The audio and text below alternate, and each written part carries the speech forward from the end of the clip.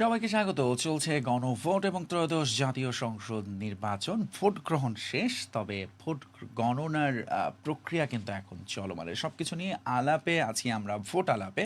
আপনাদের সাথে আছি আমি ফয়সাল তিতুমির, এবং এই ঘন্টায় আমাদের সঙ্গে যুক্ত হয়েছেন সিনিয়র সাংবাদিক ও বিশ্লেষক আরশাদ মাহমুদ। স্বাগত জানাচ্ছি আপনাকে।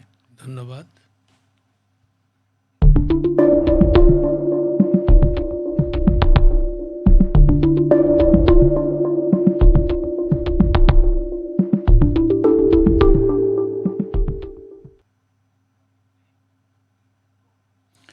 টেনশন, এবং এখন আসলে গণনার ফলাফলগুলো আসতে শুরু করবে, এবং সেটা নিয়ে আসলে মানুষের এখন সব আগ্রহ থাকবে যে কোন দিকে যাচ্ছে, কোন আসনে কে জয়ী হচ্ছে, কারা বেশি ভোট পাচ্ছে।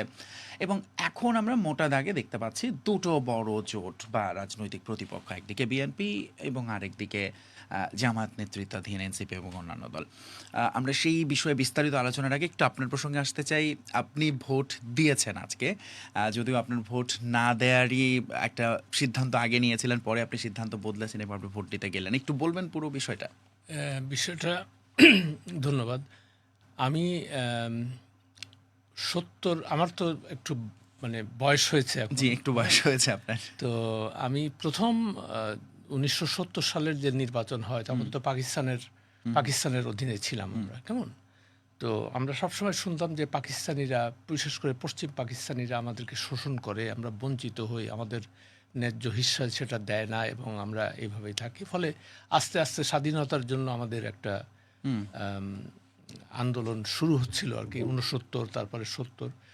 তো ৭০ সালের তখন আইয়ুব খান চলে যাওয়ার পরে প্রথম নির্বাচন হলো সামরিক শাসক জেনারেল ইয়াহিয়া খানের আন্ডারে।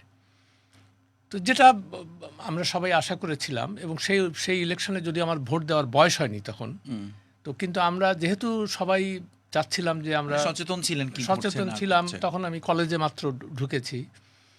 তো তখন সেই নির্বাচনে আমার স্পষ্ট মনে আছে আমি প্রচুর পরিশ্রম করেছিলাম আর কি, আওয়ামী লীগের পক্ষে, মানে আমাদের জাতির জনকের পক্ষে আর কি, যে আমাদের যেভাবে হোক আমাদের মানে জিততে হবে ভোটে। তো তারপরে তো ভোট হলো, ভোটে আওয়ামী লীগ হলো। সেই ইতিহাস তো সবাই জানেন, যে পরে ওরা আমাদেরকে ক্ষমতা দিল না, এবং পরে স্বাধীনতার যুদ্ধ শুরু হলো।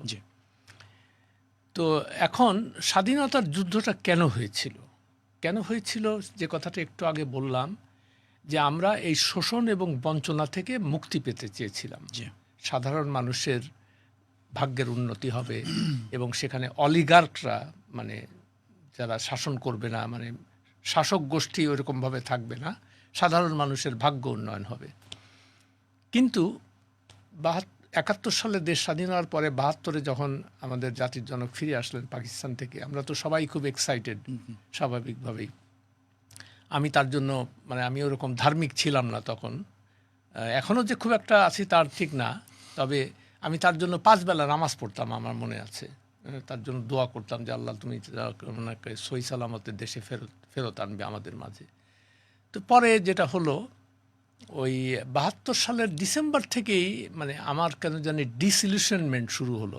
আমরা যেটা, অন্তত আমি যেটা চেয়েছিলাম, আমার ধারণা অনেকেই চেয়েছিল সেটা, যে আমরা যে আশা আকাঙ্ক্ষা নিয়ে মুক্তিযুদ্ধের শরিক হয়েছিলাম, সেটা ঠিক হচ্ছে না।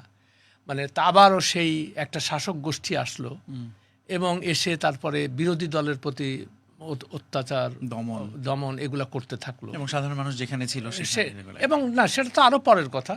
এবং আমি একটু ইন্টারাপ্ট করি, আপনি যে কথাগুলো এখন বলছেন, আপনার অবশ্যই ইতিহাসের খুঁড়ে এই বিষয়গুলো হয়তো আপনি তুলে আনছেন, কিন্তু এখন এই প্রজন্মের অনেকে যখন শুনবে, বা এখন সোশ্যাল মিডিয়ার কারণে অনেকে কিন্তু খুব সহজে ট্যাগ দিয়ে দেয়, নানান রকম কথা বলে, সেটাও নিশ্চয়ই আপনি ওয়াকিবহাল আছেন এই বিষয়টাতে। রাইট। হ্যাঁ, তো আমাকে অনেকেই, যেমন আমি একটু আগে বললাম যে আমি তখন আমাদের জাতির জনক শেখ মুজিবুর রহমানের জন্য আমি দোয়া করেছি আল্লাহর কাছে সবসময়। আমি ৫ বেলা নামাজ পড়তাম সে সময়। পরে তার এই কার্যকলাপে, মানে বিরোধী দলের দমন, এইটা সেটা, এগুলো দেখে টেকে আমার, মানে আমি হতাশ হয়ে গেলাম যে এ কি হলো, মানে একেবারে স্বপ্ন ভঙ্গ হলো আর কি, যে এরকম তো হওয়ার কথা ছিল না। তো তারপরে আপনারা অনেকেই জানেন যে ৭৩ সালে একটা নির্বাচন হলো, প্রথম নির্বাচন বাংলাদেশ স্বাধীন হওয়ার পরে। হ্যাঁ, সেই নির্বাচনে অবিশ্বাস্যভাবে কতগুলো জিনিস তখন তো আর এরকম সোশ্যাল মিডিয়া ছিল না, অনেক টিভি চ্যানেল ছিল না, শুধুমাত্র বিটিভির উপরে আমাদের নির্ভর করতে হতো। তো তখন জাসদের নেতা ছিলেন মেজর জলিল, উনি একজন মুক্তিযুদ্ধের মানে সেক্টর কমান্ডার ছিলেন, খুবই পরে উনি ওই ইন্ডিয়ানরা আমাদের এখান থেকে সব লুটপাট করে নিয়ে যাচ্ছিল, এটা উনি প্রতিবাদ করলেন। প্রতিবাদ করার পরে উনি চাকরিচ্যুত হলেন, তারপরে তাকে জেলও খাটতে হলো সেটার জন্য। তো যাই হোক, পরে ৭৩ সালের নির্বাচনে জাসদ প্রতিদ্বন্দ্বী ছিল আর এবং আমরা দেখতেছিলাম বিটিভির ইয়েতে যে মেজর জলিল অনেক ভোটে এগিয়ে আছে তার নিকটতম আওয়ামী লীগের ক্যান্ডিডেট থেকে। তারপরে এই সঙ্গে আরেকটা ঘটনা, দাউদকান্দির, কুমিল্লার দাউদকান্দিতে আওয়ামী লীগের ক্যান্ডিডেট ছিলেন খন্দকার মুস্তাক আহমেদ, যিনি পরে শেখ সাহেবের মারার পেছনে ছিলেন। আর তার প্রতিদ্বন্দ্বী ছিল স্বতন্ত্র প্রার্থী ইঞ্জিনিয়ার রশিদ। তিনিও বেশ মোটামুটি জনপ্রিয়। তো তিনিও খুব অনেক ভোটে জিতছিলেন। কেমন, তো হঠাৎ করে দেখলাম 5টা না 6টার দিকে হঠাৎ করে ওই ঘোষণা বন্ধ হয়ে গেল দুই জায়গাতেই। হ্যাঁ, এই বরিশালেও এবং এই দাউদকান্দিতেও। বরিশালে আমরা তো সবাই যে ওরা তো জিততেছিল, কি হলো? পরে সন্ধ্যা 7টা সাড়ে 7টার দিকে মানে খবর আসলো যে মেজর জলিল হেরে গেছে এবং খন্দকার মুস্তাক জিতে গেছে। হ্যাঁ, তো তখনই আমাদের সন্দেহ যে এটা তো পুরো কারচুপি হয়েছে, ভোট রিগিং যেটাকে বলে। হ্যাঁ, তো তখন আমার খালি মনে হলো যে আওয়ামী লীগ তো এমনি জিততো, শেখ সাহেবের যে ইয়েটিয়ে, তো এটা করতে গেল কেন তারা? তো যে কথাটা মানে সত্য ইতিহাস মানুষকে জানতে হবে। এখন ওই যে এটা একটু আগে আপনি বললেন যে আপনি এই কথাগুলো বললে আপনি বলবেন যে আপনি বিএনপির লোক কিংবা আপনি জামাতের লোক, সেটা বলুক, আমার কোনো কিছু আসে যায় না তাতে। হ্যাঁ, আমি তো এগুলাতে মানে অভ্যস্ত। তো তখন এইটা দেখার পর থেকে আমার মনে হলো যে এ কী অবস্থা, এরকম দেশ, এরকম স্বাধীনতা তো আমরা চাই নাই। আমরা তো চেয়েছিলাম একটা যে নির্বাচন হবে, ক্লিন ইলেকশন হবে এবং সেখানে কোনো ম্যানিপুলেশন থাকবে না, যে সত্যিকার অর্থে জিতেছে তারা জিতবে, সেটা হলো না। তো এটা খুব কষ্ট পেলাম আর কি মনে। তারপরে ওই বিরোধী দলের দমন শুরু হলো, উনি রক্ষী বাহিনী সৃষ্টি করলেন, তারপরে জাসদের ছেলেপেলেকে মারা শুরু হলো। সিরাজ শিকদারের মানে উনি পার্লামেন্টে দাঁড়িয়ে বললেন, কোথায় সে সিরাজ শিকদার? তিনি একজন বামপন্থী নেতা ছিলেন। তো তাকে সে মানে জুডিশিয়াল কাস্টডিতে মানে গভর্নমেন্টের হাতে তার মৃত্যু হলো। যেমন এটা তো এক্সট্রা জুডিশিয়াল কিলিং, আমরা যেটা বিচার বহির্ভূত মানে হত্যা বলি, সেটাই হলো। তাহলে সেই ভোটের রিগিং বা ভোট কারচুপি বা ভোটের যে এরকম ডাকাতি হয়, এটা শুরু হয়েছে সেই 1973 সাল, মানে বাংলাদেশের একেবারে শুরু থেকে, প্রথম নির্বাচন। হ্যাঁ, প্রথম নির্বাচনের ফলে আমরা খুবই, এবং আজকে ধরুন 50 বছর পার হয়ে গেছে, আমরা তার মানে একই জায়গায় একই, ওখান থেকে আমরা বের হতে পারছি না আর কি। বের হতে না পারার কারণে এই যে যখন যে সরকার ক্ষমতায় আসে তখন তারা সমস্ত কিছু মানে ডমিনেট করতে থাকে এবং তারা সরকার থেকে যাবে না। তাদের মাথায় ঢুকে যে আমার যেভাবে হোক আমার শাসন ক্ষমতায় থাকতে হবে, এবং তাদের এটাও হয়তো মনে হয় যে না, আমার শাসন ক্ষমতায় কেন থাকতে হবে, যে আমি ছাড়া এই দেশের কোনো ভবিষ্যৎ নাই। এই যে আমিত্ব, যে বহুত্ববাদিতা এখান থেকে সরে যায়, একনায়কতন্ত্রের যে জন্ম হয় এইভাবেই হয় আর কি। কিন্তু তখন কি একই সাথে বোধহয় এরকম চিন্তাও যুক্ত হয়ে আছে, আমি তো নির্বাচনে আসতে অনেক কষ্ট করেছি, টাকা পয়সা খরচ হয়েছে, আমার তো এটাও এখন আমাকে ইন রিটার্ন আমি কি না, ওটা তো আরো পরের ব্যাপার আর কি। তো তখন শেখ সাহেবের যে ব্যাপারটা হলো, তো তারপরে তো মানুষ এত নির্যাতিত, বিক্ষুব্ধ তার প্রতি ছিল যে তার এইরকম একটা দুঃখজনক ঘটনায়, মানে ওই জনপ্রিয়তা যেখানে ধরেন আপনার মতো মানুষ নামাজ পড়ছেন, সেটা একেবারে আর নেই। না, নেই না, শুধু নাই, তার মৃত্যুর পরে, তার এইভাবে এই ট্র্যাজিক কিলিং এর পরে মানুষ মিষ্টি বিতরণ করেছে, এরকম ঘটনা আমরা তখন ছিল। এবং তখন আওয়ামী লীগ এত বড় দল, একটা লোক রাস্তায় বের হয়নি তার পক্ষে। এগুলো আমাদের চোখের সামনে দেখা সব।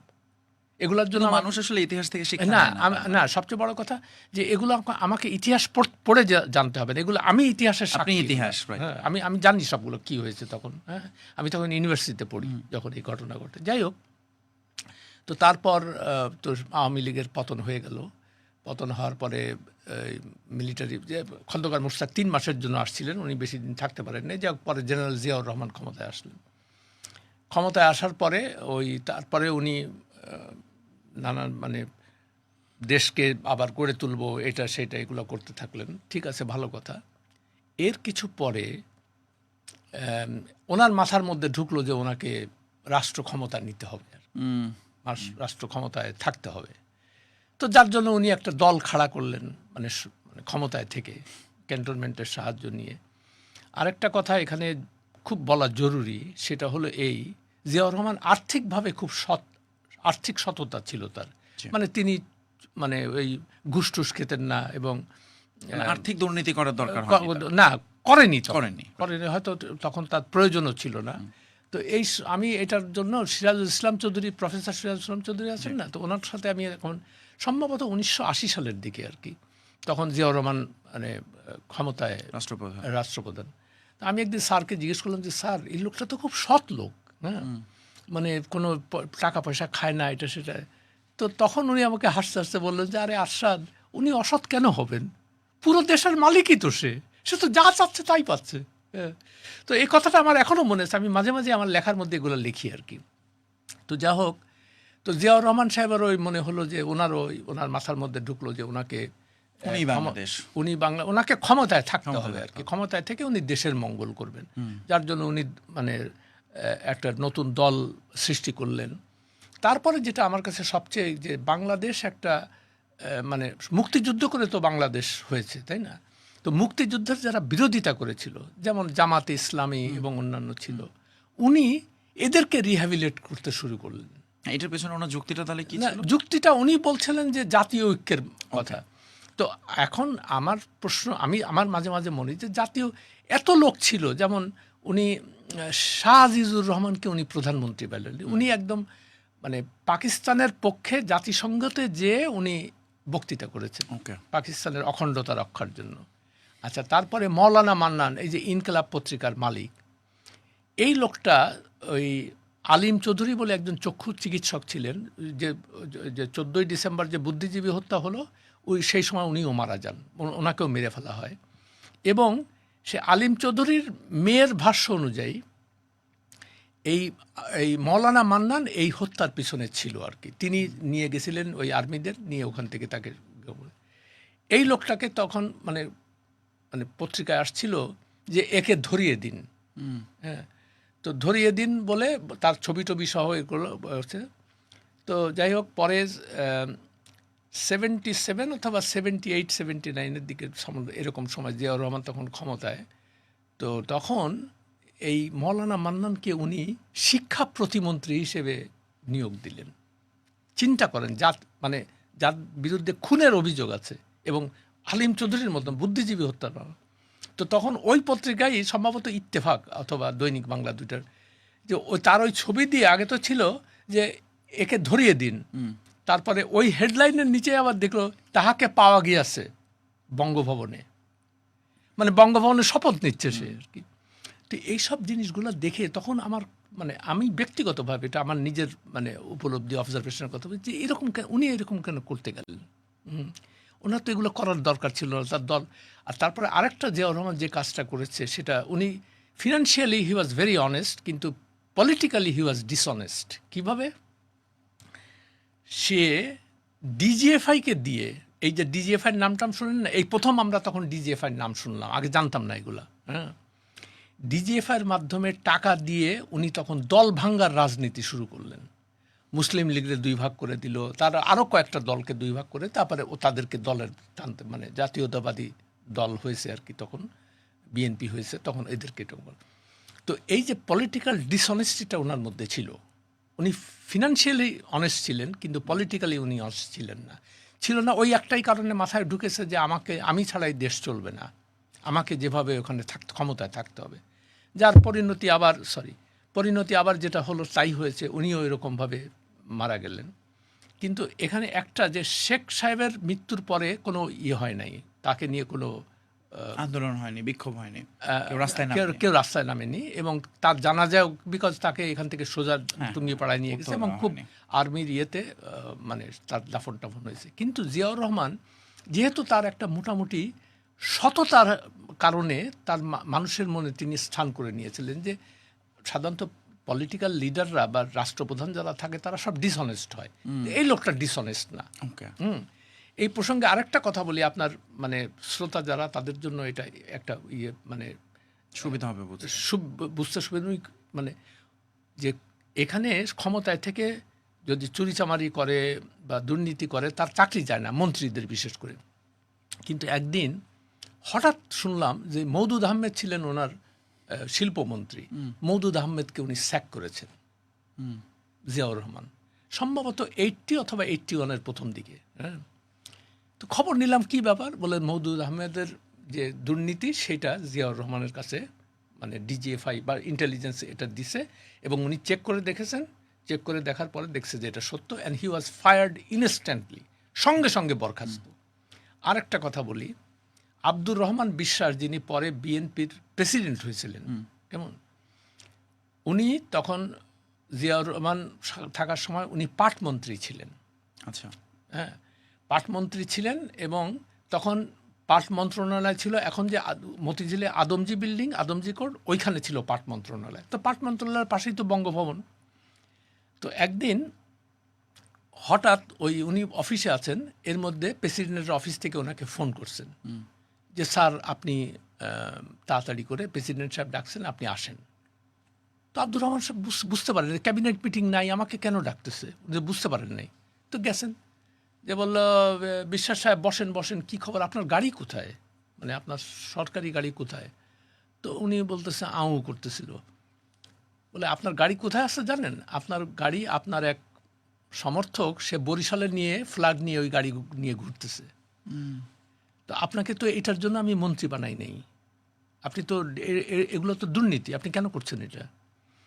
এবং সঙ্গে সঙ্গে উনি আগের থেকেই বলে রেখেছিলেন তার স্টাফকে যে তার রেজিগনেশন লেটার টাইপ করে আমার সামনে নিয়ে আসো, আমি ওনাকে দিয়ে সই করায় তখনই স্যাক করবো তাকে।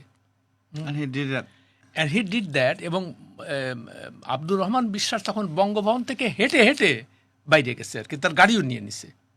হ্যাঁ, তো এইগুলা যখন মানে বাজারে আসলো বা শুনতে পেলাম, তখন আমরা সবাই তার প্রতি সাংঘাতিক, যে এরকম একটা সৎ লোক দেশ আমাদের রাষ্ট্রপ্রধান। যাতে করে হলো কি, তার মৃত্যুর পরে তার এইসব কাহিনীর জন্য প্রচুর মানুষ তার ভক্ত ছিল।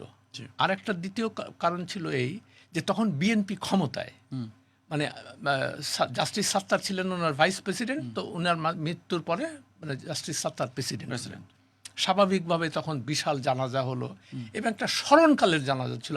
আমি সেখানে গেছিলাম, আমি তখন ইউনিভার্সিটিতে পড়ি।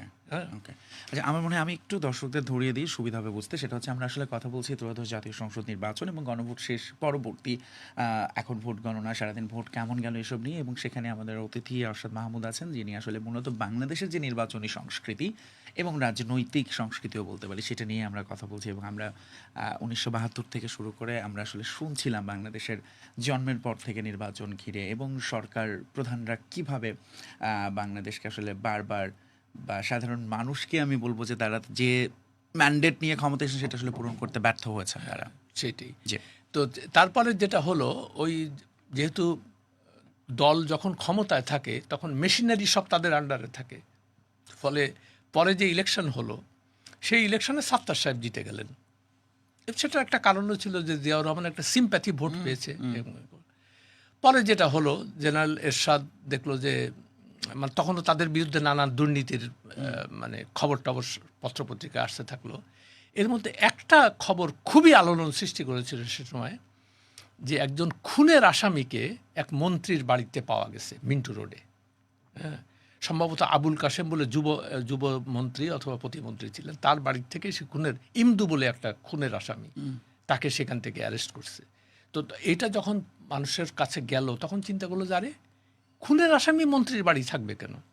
তো এইটা আরও 2-3টা নিয়ে জেনারেল এরশাদ করলো কি, যে না, আপনারা করাপ্ট লোক, আপনাদেরকে থাকতে দিব না। সে এসে ক্ষমতা দখল করল 1982 সালের 24শে মার্চ সম্ভবত। তো তারপর তো জেনারেল এরশাদ ক্ষমতায় গেল, ক্ষমতায় যাওয়ার পরে ওই ক্ষমতার স্বাদ যখন পেয়ে গেল, একই রকম সেও একটা দল খাড়া করলো, জাতীয় পার্টি সৃষ্টি করলো, করে কিভাবে ম্যানিপুলেট করে সরকারে এইভাবেই চলতে থাকলো। তারপরে আমরা আবার আমরা রাস্তায় নামলাম সবাই, তাকে স্বৈরাচার থেকে মুক্ত হইতে হবে, এটা সেটা এগুলো করে। তারপরে তারও এক সময় 9 বছর ক্ষমতায় ছিল প্রায়, তো তারও পতন হলো একটা সময়। তারপরে আওয়ামী লীগ একটা নির্বাচন হলো। তখন চিন্তা করা হলো যে এই নির্বাচনে বিকজ নিরপেক্ষ সরকারের অধীনে নির্বাচন না হলে সেই নির্বাচন কখনোই সুষ্ঠু হয় না এবং গ্রহণযোগ্য হয় না। এটা মোটামুটি মানে প্রতিষ্ঠিত। তখন সবাই দল মিলে চিন্তা করলো যে না, এটা করা যাবে না, একটা মানে একটা নিরপেক্ষ কাউকে আনে। তখন জাস্টিস শাহাবুদ্দিনকে, উনি তখন প্রধান বিচারপতি ছিলেন, তো ওনাকে, যেহেতু উনি সর্বজন শ্রদ্ধেয় মানুষ, সাবেক তখন প্রধান বিচারপতি উনি, তো তাকে অনেক যে রিকোয়েস্ট করলো যে স্যার আপনি আসেন আমাদের এই জাতির এই ক্রান্তি লগ্ন। উনি খালি একটাই কথা বললেন যে আমার কোনো ইন্টারেস্ট নাই এগুলোতে।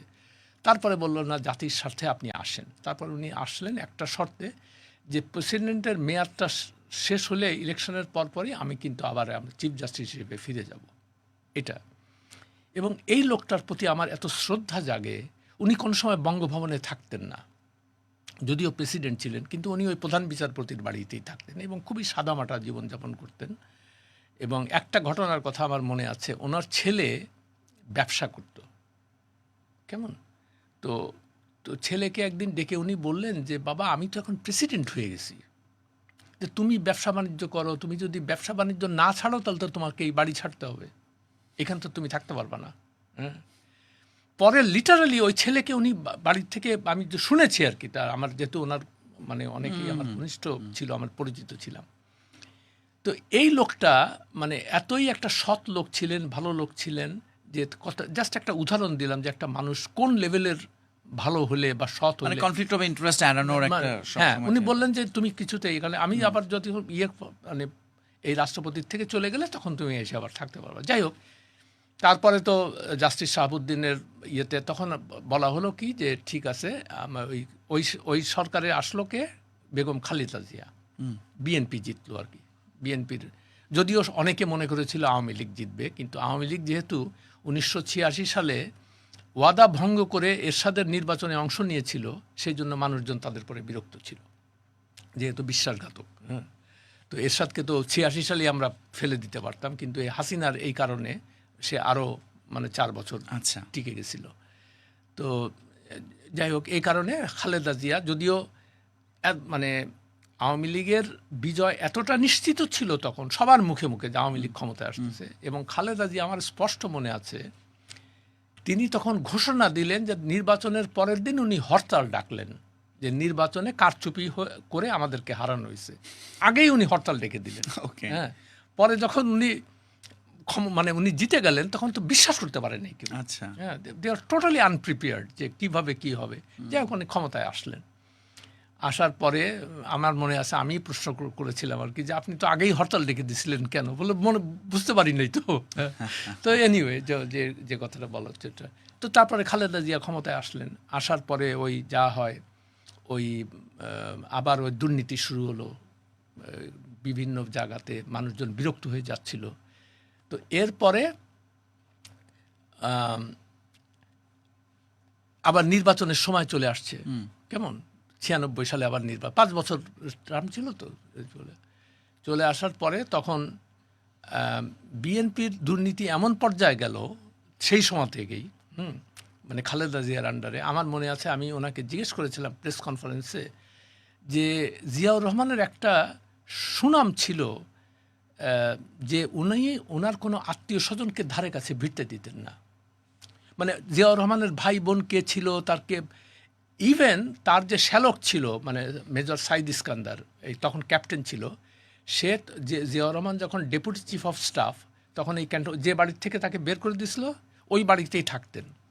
তো জিয়াউর রহমান কয়দিন দেখেছে যে এরকম আমার বাড়িতে সে থাকে, তো তার স্ত্রীকে, মানে বেগম খালেদা জিয়াকে বলেছেন যে কি ব্যাপার, তোমার ভাই এখানে থাকে কেন, এটা তো ডেপুটি চিফের বাড়ি, তার সে মেসে থাকবে, সে এখানে থাকবে কেন, এটা তো ঠিক না, আর আমি তো তার দুলা ভাই, এটা তো কনফ্লিক্ট অফ ইন্টারেস্ট হবে। হ্যাঁ, তো তারপরে যখন যায় নাই, তখন একদিন উনি অর্ডার করে ওনার লোক দিয়ে তাকে বের করে দিয়েছে বাড়ির থেকে। তো তার যে আত্মীয় স্বজন, স্ত্রীর দিক থেকে এবং নিজের দিক থেকে কে করা আত্মীয় স্বজন আমরা কেউ জানতাম না। পরে যখন খালেদা জিয়া ক্ষমতায় আসলেন, উনি আসার পরে সাইদ ইস্কান্দার এমপি হইল, তারপরে ওনার বড় বোন যে খুরশিদ জাহান হক, উনি ওনাকে এমপি করে তাকে মন্ত্রী বানানো হইল, কেমন? তারপরে ওনার বোনের ছেলেকে কি কোথায় পোস্টিং দিল, এগুলো। তো আমি ওনাকে একদিন প্রেস কনফারেন্স জিজ্ঞেস করলাম যে আচ্ছা ম্যাডাম, জিয়াউর রহমান বেঁচে থাকতে তার আত্মীয় স্বজন কে ছিল আমরা তো কেউ জানতাম না, হ্যাঁ। তা আপনি এগুলা মানে এরা কারা? এই যে সাইদ ইস্কান্দার, শামীম ইস্কান্দার, খুরশিদ জাহান হক, চকলেট, এরা কারা? ডিউক, এরা কারা? তো উনি একটু বেশ বিরক্ত হয়ে গেলেন, বলে আপনি জানেন না এরা কারা? আমার বোন ভাই এরকম। তাই বললাম তো এদেরকে আপনি করছেন কেন, মানে এমপি হিসেবে? বলে তাতে এটা কি মানে সংবিধানে কি না করা আছে যে এরা হতে পারবে না? আমার আত্মীয় হয়েছে তাতে কী হয়েছে? আমি বললাম দেখেন সেটা না, জিয়াউর রহমানের যে ভাবমূর্তিটা ছিল, উনি সৎ ছিলেন, উনি কোনো মানে স্বজনপ্রীতি করতেন না, এই কারণেই মানুষজন তাকে এখনো পর্যন্ত মনে রেখেছে। তো আপনি এই কাজটা কেন করতে গেলেন? তো যাই হোক উনি খুব বিরক্ত হয়ে গেলেন আর কি। তো এই কথাগুলো বলার কিন্তু এই কথাটা আমার যেটা মনে হচ্ছে, আপনি যে প্রশ্নটা করেছেন তখন তিনি অ্যাক্টিং প্রধানমন্ত্রী, তাকে অ্যাক্টিং না প্রধানমন্ত্রী তাকে আপনি এটা প্রশ্নগুলো করছেন, যেটা আসলে আমাদের ধরুন গত 15-20 বছরে সাধারণত আমরা প্রধানমন্ত্রী সংবাদ সম্মেলনটা একটু অন্যরকম করে দেখেছি। হ্যাঁ হ্যাঁ। ডু ইউ থিঙ্ক যে আবারও এরকম প্রশ্ন করার সাংবাদিকদের সময়টা সামনে আসবে বা আসা উচিত?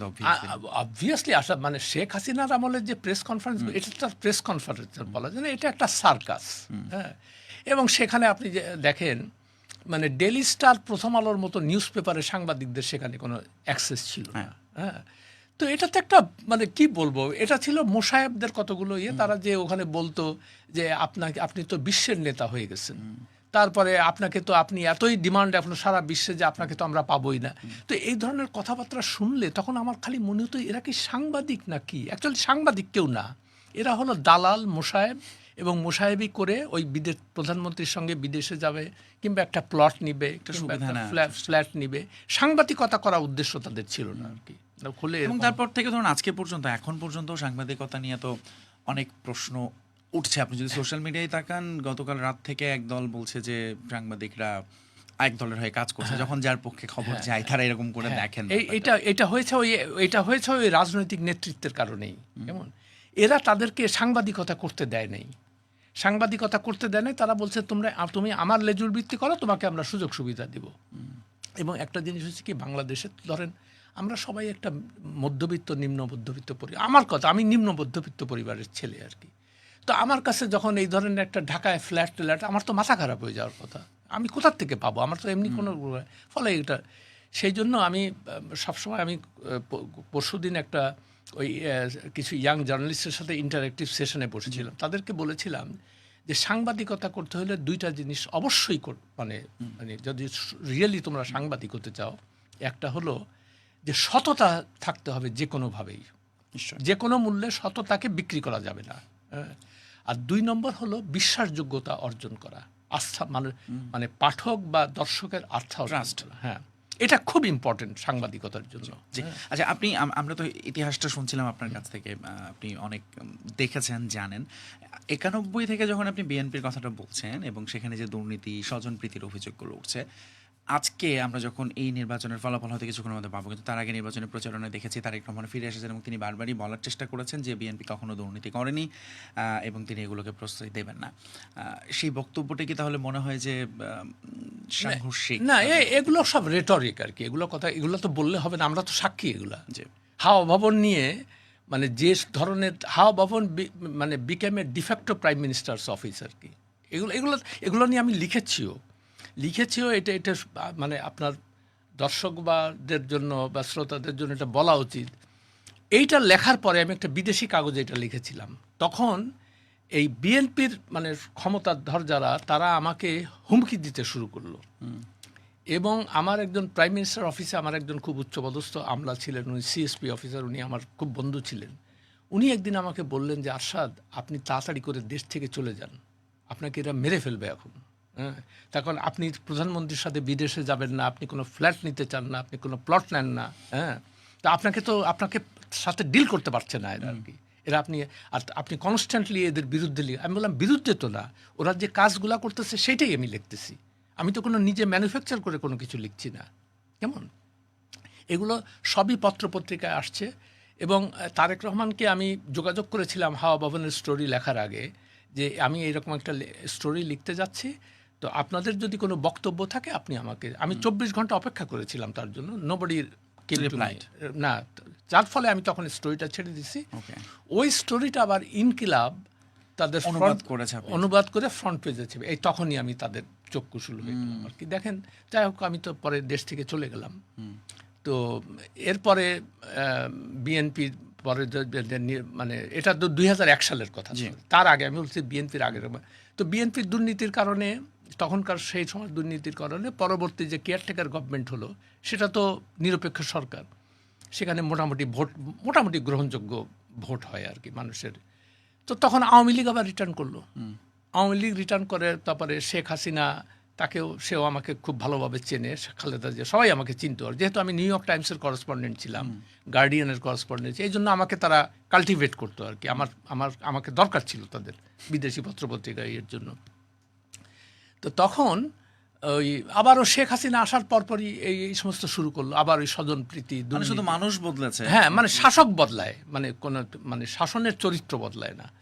তো একদিন একটা প্রেস কনফারেন্সে, আমার মনে আছে 1998-এ, মানে শেখ হাসিনা ক্ষমতায় আসার, তখন কমনওয়েলথ সামিট হচ্ছিল এডিনবার্গে, ইংল্যান্ডের এডিনবার্গে। তো ফরেন মিনিস্ট্রির এক অফিসার আমাকে একটা দিল, রেস্ট্রিক্টেড যে কারা কারা তার সঙ্গে যাচ্ছে। প্রায় দেখলাম 100 জনের মতো। এর মধ্যে কোর ডেলিগেশন যেটা গভর্নমেন্টের, মানে যেখানে মানে রিয়েল অন্যদের অ্যাক্টিভিটিসের সঙ্গে যুক্ত আর কি, মানে যারা তাদের কাউন্টার পার্টের সাথে কথাবার্তা বলবে এবং কোনো কন্ট্রিবিউশন রাখবে আর কি ওখানে, সেইখানে আমি 4টা নাম দেখলাম। 4টা নাম কে কে? Sajeeb Wazed, Saima Wazed, tulip Siddiqui, Radwan Mujib Siddiqui. কেমন?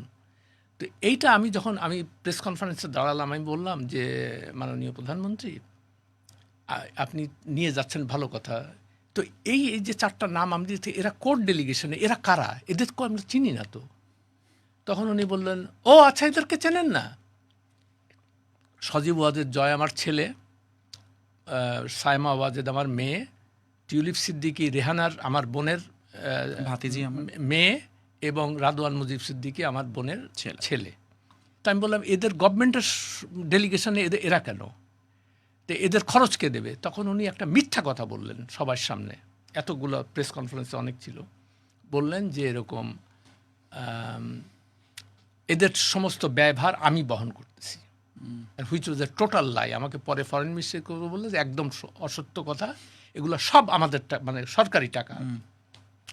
তো যাই হোক, উনিও পরের দিকে একটা জিনিস লক্ষ্য করেছি, যখন এরা বিরোধী দলে থাকে তখন আমাদের খুব বন্ধু থাকে, একদম। আর যখনই ক্ষমতায় যায় তখন তারা মনে করে কি, তারা যে কাজগুলো, অনৈতিক কাজগুলো, ওইটা আমরা এন্ডোর্স করবো, আমরা তো পারি না এটা করতে। নিউ ইয়র্ক টাইমস তো আমাকে স্যাক করবে। আপনার এই কথা শুনে যেটা মনে হচ্ছে, যেটা একটা দারুণ ব্যাপার, আমাদের সবারই আসলে শিক্ষণীয়, বা এখান থেকে সবাই আমরা যে জিসটা পেতে পারি। প্রশ্ন করা আসলে থামা যায় না। আপনি খালেদা জিয়াকে অনেকটা সিমিলার কোশ্চেন করেছিলেন, তার আত্মীয় স্বজনে, এবং শেখ হাসিনাকেও একই রকম। আমার মনে হয় আমাদের সাংবাদিকদের আসলে এই কাজটাই না। আর একটা বলি, শেখ হাসিনা, খালেদা জিয়া ক্ষমতায় আসার পরে হঠাৎ করে, তার পিএস ছিলেন সাবিউদ্দিন আহমেদ, পরে উনি অ্যাম্বাসেডর হয়েছিলেন। যাই হোক, আমার সাথে খুব ঘনিষ্ঠতা ছিল। তো উনি আমাকে ফোন করে, হঠাৎ একদিন বাসায় ফোন করেছে, বলে, উনি আমাকে তুমি বলতেন, আমার অনেক সিনিয়র ছিলেন। বলে, আরশাদ তুমি রেডি হও। বলে, কেন সাবি ভাই? তো বললো যে ওই আমার জিম্বাবুয়েতে কমনওয়েলথ সামিট হচ্ছে, ওখানে যেতে হবে, তোমাকে ম্যাডাম পার্সোনালি বলছে তোমাকে নেওয়ার জন্য আর কি। তাই আমি বললাম যে আমাকে কেন নেবেন? বললে, না, অনেক জার্নালিস্ট যাচ্ছে তো। তাই বললাম, অনেক জার্নালিস্টের সাথে মানে কি? আমি বুঝলাম না যে আমি কি জন্য, আমাকে কেন আপনি নিবেন আর কি এটার মধ্যে? আর এর টাকা পয়সা দেবে কে? বলে, গভর্নমেন্ট দিবে। তাই বললাম, গভর্নমেন্ট আমার পিছনে টাকা খরচা করবে কেন? আমি তো গভর্নমেন্টের কেউ না। কেমন? তখন আমি সাবি ভাইকে বললাম একটা কথা, যে সাবি ভাই, হোসেন মোহাম্মদ এরশাদ ছিল স্বৈরাচারী শাসক, কেমন স্বৈর শাসক।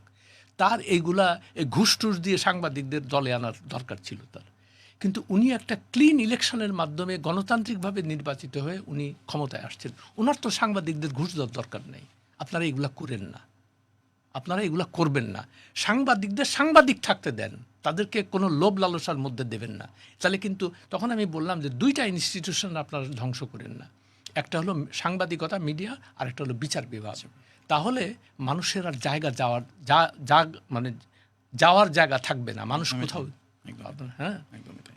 আচ্ছা, ত্রয়োদশ জাতীয় সংসদ নির্বাচন শেষ হয়েছে, গণভোট শেষ হয়েছে এবং যেরকমটা আপনারা জানেন যে আজকে বেশ কিছু ঘটনা এসেছে, তবে খুব বড় কোনো ঘটনা ঘটেনি। ধরুন সারাদিনে আমরা দেশের বিভিন্ন জায়গায় ৪ জনের মৃত্যুর খবর এসেছে, কিন্তু সবগুলো মানে কোনোটাই আসলে ঠিক একেবারে সরাসরি নির্বাচনী সহিংসতার খবর বলে নিশ্চিত করা যায়নি এখন পর্যন্ত। দুপুর পর্যন্ত ভোটার উপস্থিতি প্রায় 50%, 48% নির্বাচন কমিশনের হিসেবে। এর বাইরে ধরুন আসলে সারাদিনেই যে কথা বলেছেন সবাই, বিএনপি চেয়ারম্যান তারেক রহমান বলেছেন যে ভোট সুষ্ঠু হলে ফলাফল মেনে নেবেন। জামায়াতের দিক থেকে কিছু অভিযোগ করা হয়েছে, তারাও বলছেন যে তারাও ফলাফল মেনে নিতে চান যদি সুষ্ঠু ভোট হয়।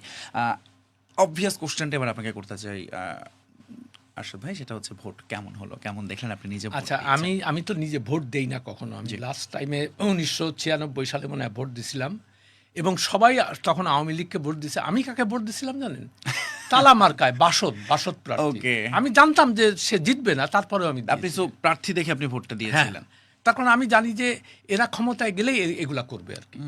এরা একজন বাপের সম্পত্তি মনে করে, একজন স্বামীর সম্পত্তি মনে করে। Bangladesh is their property, it's their fiefdom. হ্যাঁ, সামন্ত প্রভু সব আর কি। যাই হোক, তো আমি যেটা আজকের যে ভোটটা দেখলাম, আমার তো ভোট দেওয়ার কোনো ইচ্ছাই ছিল না, ভোট দেই না আমি। এই জন্য আমি দেখতেছি সে পাকিস্তান আমল পর থেকেই যে ভোটে শুধুমাত্র শাসকের চেহারা পাল্টায়, কিন্তু যে ভোটের যে মূল উদ্দেশ্য, অর্থাৎ দেশে বৈষম্য থাকবে না, মানুষ ন্যায় বিচার পাবে, সমতা প্রতিষ্ঠিত হবে, মানুষের সমান অধিকার থাকবে, এগুলো আর সাধারণ মানুষ আর থাকলো না আর কি। সাধারণ মানুষের কোনো উন্নতি হয় না, তাদের ভাগ্যের পরিবর্তন হয় না। এটা দেখে আসছি যে আজকে সেই 50 বছর থেকে একই খেলা দেখতেছি। তো এই জন্য আমি ভোটের প্রতি বিরক্ত। আমি আমেরিকারও নাগরিক, আমি আমেরিকাতেও ভোট দিই না, সেখানেও একই অবস্থা। দুটো দল করে, তাদের মধ্যে ক্ষমতা ভাগাভাগি হয়, ওই রিপাবলিকান ডেমোক্র্যাট। ইংল্যান্ডেও তাই, কনজারভেটিভ বা লেবার। জার্মানিতে যান, অস্ট্রেলিয়া যান, একই ব্যাপার দেখবেন। সে ওখানে কোনো থার্ড পার্টি, মানে সত্যিকার অর্থে জনগণের জন্য যারা করবে তাদেরকে এমার্জ করতে দেয় না। কারা? ওই যে কর্পোরেশনগুলো, যারা রিয়েল কন্ট্রোল করে এগুলো। দেখেন যে ভোটে আপনি কল্পনা করতে পারেন যে পরিমাণ টাকা ইলেকশনে খরচ হয়। মানে আমেরিকাতে ইলেকশন পারপাজে যে ক্যাম্পেইনটা $1 বিলিয়ন উপরে খরচ হয়, এবং এই টাকা কারা দেয়? ওই কর্পোরেশনগুলো দেয়, বড় বড় ইয়েরা দেয়। বাংলাদেশেও তাই। বাংলাদেশে গতকাল 2 দিন থেকে দেখতেছি টাকার ছড়াছড়ি হচ্ছে, সব বিভিন্ন জায়গায় টাকা নিয়ে ধরা পড়ছে। তো আমার কষ্টটা লাগে এটা যে ইউনূস সাহেব একটা সুযোগ পেয়েছিলেন এই নির্বাচন ব্যবস্থার সংস্কার করা, সেটা ছিল সবচেয়ে জরুরি। সেই সংস্কারটা কিভাবে করতে পারতেন? যে কোনো কালো টাকার যার বিরুদ্ধে বিন্দুমাত্র কোনো অভিযোগ আছে সেই নির্বাচনে অংশ নিতে পারবে না, কোনো রিল খেলাপি অংশ নিতে। কিন্তু কি দেখলাম, আবার যাতাই হলো। এই জন্য আমি ওই আমেরিকাতেও ভোট দিই না, এখানেও ভোট দিই না। আমি এবারও দিতাম না, কিন্তু আমার মানে ফেসবুক বন্ধু আছেন, আমার পরিচিত কয়েকজন, যেমন আজকে আমি যে জন্য গেলাম, তো তারা বললো যে না, আপনার তো নাগরিক হিসেবে এটা আপনার কর্তব্য দেওয়া, আপনি যে নাগরিক এটা আপনি প্রমাণ করেন। তারপর আমার মেয়ে ফোন করলো আমেরিকার থেকে, বললো যে আব্বু তুমি কেন ভোট দিতে যাচ্ছ না, তুমি যাও। তা আমি বললাম যে মা, যারা মানে মূল জল যারা, তাদের আমি পছন্দ করি না এবং আমি দিব না। বলে সেখানে তো নিশ্চয়ই অন্য ক্যান্ডিডেটও আছে। এবং আপনাকে আমি বলি যে আমি কাকে ভোট দিয়েছি জানেন আজকে? মানে তাকে আমি চিনিও না, কি গাড়ি, রেলগাড়ি মার্কা না কি একটা, ওইখানে আমি দিলাম একটা সিল। হ্যাঁ, তার কারণ আমি একটা জিনিস যে আমার নিজের বিবেকের কাছে আমি পরিষ্কার থাকতে চাই যে এদের কাছে দেশ নিরাপদ না। এখন এই প্রসঙ্গে আরেকটা কথা বলি। বিএনপির ক্ষমতা আমরা দেখেছি আগে কয়েকবারই, হ্যাঁ, তাদের দুর্নীতির কথা আমরা জানি, এটা সেটা। তবে জামাত ইসলামী এটা একটা খুব সিগনিফিক্যান্ট একটা জিনিস আমার কাছে মনে হয়েছে। জামাত এখন এত প্রাসঙ্গিক হলো কিভাবে জাতীয় রাজনীতিতে। এটা কিন্তু তার কারণ তাদের তো নিশ্চিহ্ন হয়ে যাওয়ার কথা। তাদের যে ভূমিকা ছিল 1971 সালে, সেটা তো মানে কল্পনার বাইরে, আমরা চোখের সামনে দেখা আর কি তারা কি করেছে। কিন্তু যাদের জন্ম হয়েছে 71 সালের পরে, কেমন তাদের তো এই স্মৃতির বা তাদের তো এগুলোর কোনো মনে থাকার কথা না। আপনি যদিও বিভিন্ন ওই যে মির্জা ফখরুল বা সবাই, তারেক রহমান বলতেছে যে 71-এর ভোলা যাবে না, কিন্তু মানুষ চিন্তা করছে যে আমরা 71 সালে যে স্বাধীনতার যুদ্ধ করেছিলাম, সেটা তো সাধারণ মানুষের ভাগ্য উন্নয়নের জন্য, সেটা সাধারণ মানুষের তো কোনো কিছু হয় নাই। অ্যাটলিস্ট জামাত যে তারা একটা জিনিস প্রমাণ করেছে মোটামুটি, যে তারা দুর্নীতি করে না। তারা একবার বিএনপির সময় একবার তারা কোয়ালিশনের গভর্নমেন্টের অংশ ছিল, তাদের 2টা মন্ত্রী ছিল। হ্যাঁ, অন্যান্য মন্ত্রীদের বেলায় দুর্নীতির অভিযোগ শুনলে ওই 2 মন্ত্রীর বেলায় কোনো অভিযোগ আমরা শুনি নাই তখন। তো ফলে এটা, এবং তারা একটা কথা বলছে যে এই ডক্টর শফিকুর রহমান জামাতের যে আমির, সে কিন্তু বারবার একটা কথা বলছে যে আমরা ক্ষমতায় গেলে আমরা নিজের কোনো দুর্নীতি করব না এবং আমরা কাউকে দুর্নীতি করতে দিব না, এবং টাকা পাচারকারীদের আমরা দরকার হলে কলিজার মধ্যে তাদের হাত দিয়ে আমরা টাকা বের করে আনবো। এই কথাগুলা তারেক রহমান দুর্নীতির কথা বলেছে, কিন্তু তার প্রায়োরিটি 3 নম্বরে আসছে। আর মানুষের এখনো যে বিরক্তি যে জামাত যে কেন এত রাইজ করছে, এই ঋণ খেলাপিগুলাকে তারা নমিনেশন দিল বিএনপি, কেমন। তারপরে আরেকটা যে কাজটা করলো সেটা হলো যে এই হাসিনার মানে ক্ষমতাচ্যুত হওয়ার পরে দখলবাজিতে নেমে গেল সব জায়গায়।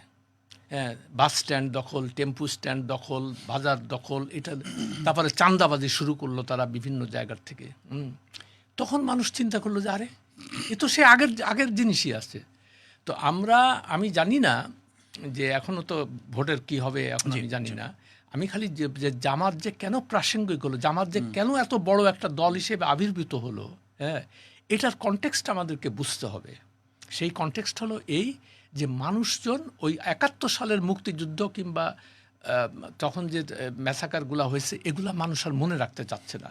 মানুষ চাচ্ছে, সাধারণ মানুষ কি চাচ্ছে, যে আমি যাতে একটা চাকরি, আমি লেখাপড়া করব, করে আমি একটা চাকরি পাবো, তারপরে আমি নিরাপদে থাকতে পারবো, আমার একটা বাসস্থান হবে। হ্যাঁ, আপনি দেখেন যে এই দেশের সবচেয়ে বড় যে সমস্যার প্রথম মূল হলো সংবিধান। সংবিধানে কি লেখা আছে, প্রথম কথাটা এই দেশের মালিককে, সংবিধানে কি লেখা আছে, মালিক হলো জনগণ। কিন্তু বাস্তবে দেখেন জনগণ থাকে বস্তিতে, কেমন, আর যারা দেশের ওই যে সিভিল সার্ভেন্ট মানে ভৃত্য আর কি, মানে আমলারা, তারা থাকে 5000 স্কোয়ার ফিটের বাড়িতে। তো এই যে বৈষম্য সৃষ্টি হয়েছে, তো এতগুলো যে নির্বাচন হলো, এই বৈষম্য তো কমতে দেখতেছি না কোথাও। একটা শাসক গোষ্ঠী যারা এবং তার আশেপাশে যারা থাকে, এই যে এরাই খালি ফুলে ফেঁপে উঠতেছে। এই যে যাদের নাম অনেকের বিএনপির সময় নাম, যে কালু, দুলু, ফালু, নীলু, হ্যাঁ, কোথার থেকে আসলো এরা, এদের ব্যাকগ্রাউন্ড কি? ওই ক্ষমতার কাছাকাছি থেকে মোসাহেবি করে, দালালি করে হাজার হাজার কোটি টাকার মালিক হয়ে গেছে। তো সাধারণ মানুষ তো এগুলো দেখতেছে, দেখার পরে তাদের মনে হচ্ছে যে এদেরকে ভোট দিয়ে আমি কি করব। তা ঠিক আছে, মানে একবার জামাতকে একটা সুযোগ দিয়ে দেখি তারা কি করে।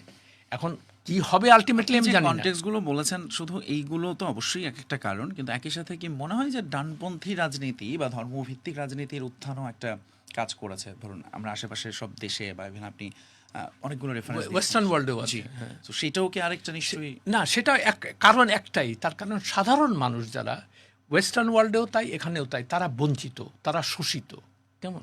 তারা দেখলো যে এই সমস্ত ওই তথাকথিত কি ধর্মনিরপেক্ষ দল এসে সাধারণ মানুষের উন্নতির কথা বলে, কিন্তু আদতে তারা নিজেদের উন্নতি করে, নিজের পরিবারের উন্নতি করে। সেক্ষেত্রে কি মনে হচ্ছে যে তাহলে যে ধরুন নানান রকম স্ট্যাটিস্টিক্স বা অনুমান থেকে মনে হচ্ছিল এবার জামায়াতের নির্বাচনী ফলাফলটা একটু অবাক করতে পারে সবাইকে? সেটা তো আমি কয়েকটা টক শোতে বলেছিও, আমি লিখেছিও, সেটা আমি অবাক হব না যদি হয়। হ্যাঁ, আমি অবাক হব না। তো আমি এই এত কথাগুলো বললাম যে জাস্ট কনটেক্সটটা বোঝার জন্য। না, নিশ্চয়ই। এবার আরেকটা কথা একটু শুনতে হবে। বিএনপির দিক থেকে সম্ভাব্য নেতা বা এখন মনে করা হচ্ছে প্রধানমন্ত্রী হলে, তারা ক্ষমতায় আসলে তারেক রহমান হবেন, এবং তারেক রহমান দীর্ঘ 17 বছর দেশের বাইরে ছিলেন, ইউকেতে ছিলেন, লন্ডনে, সেখানকার কালচার দেখেছেন তিনি, এবং এখানে আসার পর তার কথাবার্তায় মনে হচ্ছে যেন একটা পরিবর্তনের ঢেউ আছে। সো তার কাছে কি আসলে আমরা তো নানান রকম বঞ্চনা বা না পাওয়ার কথা বলছি, তার কাছ থেকে কোনো কিছুকে পূরণ হওয়ার আশা আমরা করতে পারি? আমরা তো আশা করব সেটাই। আমরা সাধারণ জনগণ আমরা কি আশা করব? আমাদের তো অন্য কোনো ক্ষমতা নাই। আমরা চাই যে আমরা যাতে ভালোভাবে থাকতে পারি।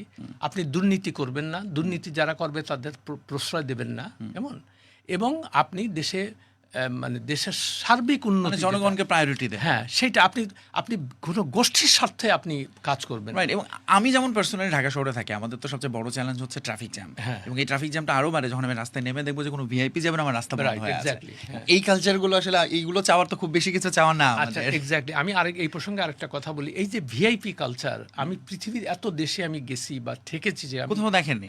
আমি দেখি নাই কোথাও, Right. দেখি নাই কোথাও। যেমন আমি বলি, আমেরিকাতে যখন মন্ত্রীরা যায়, আমি দেখি ওদের বড় বড় কালো লিমুজিন গাড়িতে যায়, কিন্তু সেখানে আমি কোনো মন্ত্রীকে ফ্ল্যাগ উড়াইতে দেখি নাই।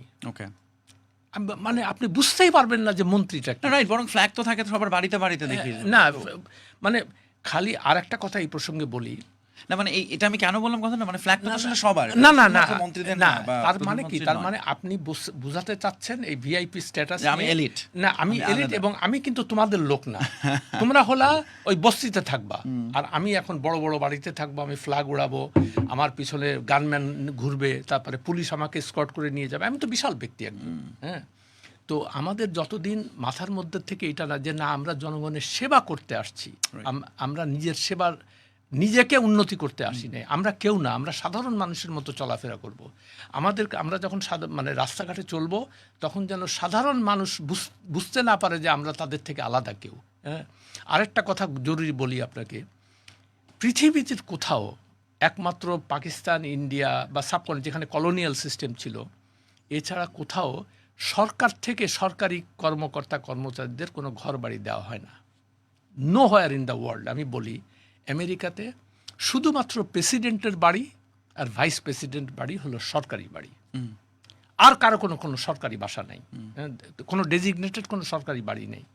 এমনকি এটা আপনার দর্শক বা শ্রোতাদের জানার দরকার, chief justice of the US supreme court, তারও নিজের কোনো সরকারি বাড়ি নেই। সে তার নিজের বাড়ি থাকবে, মন্ত্রীরা তার ট্রান্সপোর্ট গাড়িও কি নেই? না গাড়ি খালি যাওয়া আসার জন্য খালি গাড়ি, পিক অ্যান্ড ড্রপ। হ্যাঁ, মানে কিন্তু সে নিজে ফুল টাইম গাড়ি ব্যবহার করতে পারে। ওকে। এখন আর এখানে দেখেন অবস্থা, এবং এটা ইংল্যান্ডেও একই দেখেন দুইটা বাড়ি ওখানে। নাম্বার 10 ডাউনিং স্ট্রিট হলো প্রধানমন্ত্রীর বাড়ি, আর নাম্বার 11 পাশাপাশি দুইটা বাড়ি। নাম্বার 11 ডাউনিং স্ট্রিট হলো চ্যান্সেলর অফ এক্সচেকার বলে, মানে অর্থমন্ত্রীর বাড়ি। এই দুইটা হলো সরকারি বাড়ি। আর বাকিংহাম প্যালেস তো ওটা তো রাজার ব্যাপার, অন্য কারো কোনো সরকারি বাড়ি নেই। জার্মানিতে যাবেন একই ব্যাপার, ইটালিতে যাবেন একই ব্যাপার, অস্ট্রেলিয়াতে যাবেন একই ব্যাপার। এগুলো আছে কোথায়? ইন্ডিয়া, পাকিস্তান, বাংলা, যেগুলো কলোনি। তার কারণ যদিও আমরা ওই কলোনিয়াল মাস্টারদের আমরা ঘৃণা করি মানে মুখে মুখে, কিন্তু আসলে আমি ওই মানসিকতা না, ওদেরকে আমরা পূজা করি যে আমি তোমাদের মতো হতে চাই। এই দেশের সবচেয়ে বড় সমস্যা কি জানেন? যে আমরা তো সবাই গ্রাম থেকে আসছি, মানে 2 জেনারেশন আগে আমাদের ঠিকানা ছিল ধান ক্ষেত। কেমন? এখন ধান ক্ষেত থেকে এসে এই 5,000 স্কোয়ার ফিটের বাড়ি, ফ্ল্যাগ আলে আমাদের মাথা খারাপ হয়ে যায়। তখন আমরা জনগণের কথা ভুলে যাই। আমি ইংরেজি শিখি, আমি স্যুট টাই পড়তে শিখি, তারপরে আমি বলি যে আমি কিন্তু ভাই তোমাদের কেউ না, এখন আমি কিন্তু সাহেব হয়ে গেছি এখন। খুব স্যাড। হ্যাঁ, তো এই মানসিকতা যতদিন আমরা না করি, যেমন আমি ইচ্ছাকৃতভাবে আর স্যুটটাই আর পরি, সে 1993 সালে লাস্ট পরেছিলাম, আর পরি না। আমি সাধারণত লুঙ্গি টুঙ্গি পরে থাকি। হ্যাঁ, আমি চেষ্টা করতেছি কিভাবে আমি চাষা হব। আগে তো সাহেব হইতে চেয়েছিলাম। হ্যাঁ, সাহেব টাহেব হয়ে আমি নিউ ইয়র্ক টাইমস, আমি ইংরেজি বলতে পারি। হ্যাঁ, নিউ ইয়র্ক টাইমসে চাকরি পেয়ে গেলাম, আমি আমেরিকায় গেলাম, আমি গার্ডিয়ানের পত্রিকায়, আমি তো সাহেব। হ্যাঁ, পরে আমি দেখলাম যে এগুলো সব ভুয়া, এগুলো কিচ্ছু না। হ্যাঁ, তো এখন আমার খালি একটাই কথা মনে হয় যে আমরা যতদিন চিন্তা চেতনায় এই দাস মনোবৃত্তি, মানে ওই দেখবেন এখানে যে একটা বিদেশ থেকে কেউ আসলে, মানে সাদা চামড়ার কেউ আসলে, পিয়ন থেকে প্রধানমন্ত্রী পর্যন্ত সব শুয়ে পড়ে। মানে এমন লোক, মানে যারা কেউ চেনেও না, ওখানে কেউ চেনেও না তাদেরকে, তারা এখানে এসে এই প্রধান উপদেষ্টার সাথে দেখা করবে, প্রধানমন্ত্রীর সাথে দেখা করবে। না, ইনফ্যাক্ট মনে পড়লো যে গত নির্বাচনে 24 সালের নির্বাচনে এরকম বিদেশি কিছু পর্যবেক্ষক এসেছিল, পরে জানা গিয়েছিল যে তারা না কিচ্ছু না। এবং প্রথম কথা হলো যে এইসব পর্যবেক্ষকরা কি ইন্ডিয়া যে এরকম করতে পারবে? ঘাট ধরে বাইর করে দিবে। কিন্তু ওই যে আমাদের প্রীতি, যে বিদেশ থেকে আসছে, স্যুট টাই পরে আসছে, ইংরেজি বলে, আমরা তো ওদের মানে কি বলে বৃত্ত। ওরা সোশ্যাল মিডিয়াতে মিম দেখা যায়, ইংরেজিতে যখন বলছে ঠিকই বলছে, এরকম। হ্যাঁ, ইংরেজি বলতেছে, ওরে বাপ। হ্যাঁ, তো এই যে মানসিকতা, আমরা যতদিন এটা এর থেকে বের না হতে পারবো, এই দেশের উন্নতি হওয়ার কোনো সম্ভাবনা আমি দেখি। অসংখ্য ধন্যবাদ জনাব আরশাদ মাহমুদ, আমাদের সঙ্গে এতক্ষণ যুক্ত ছিলেন। অনেক অনেক কথা আমরা জানলাম, শুনলাম। নিশ্চয়ই পরবর্তীতে আমরা আবারও আপনার সঙ্গে আরেকটু আলাপ করতে চাই। তা আজকের ভোট আলাপ আমরা এখানে এখন শেষ করছি আপাতত। ধন্যবাদ আপনাকে। জি, আমরা শুনছিলাম যেহেতু ত্রয়োদশ জাতীয় সংসদ নির্বাচনের ভোট গ্রহণ শেষ হয়ে গেছে, ভোট গণনার পালা এবার, ফলাফল আসতে শুরু করবে, সেসবও আমরা জানাবো। কিন্তু আপাতত এখনকার মতো আমরা শেষ করছি আলাপের ফেসবুক এবং ইউটিউব চ্যানেল আপনারা সরাসরি দেখছিলেন ভোট আলাপ। আমি ফয়সাল তিতুমির ছিলাম এবং আমাদের সঙ্গে ছিলেন আলোচক আরশাদ মাহমুদ। তার অভিজ্ঞতা আমরা শুনছিলাম, যে অভিজ্ঞতার আসলে খুব সুখকর নয় বেশিরভাগই, কিন্তু আমরা ওই যে স্বপ্ন, প্রত্যাশা, আশা এসবই এখন আমরা দেখছি। নতুন দায়িত্বে যারাই আসবে তারা অন্তত আমাদের ইচ্ছাগুলো, সাধারণ মানুষের কথা একটু হলেও ভাববে, সেই প্রত্যাশা রেখে আপাতত এখন আমি বিদায় নিচ্ছি। ভালো থাকবেন সবাই।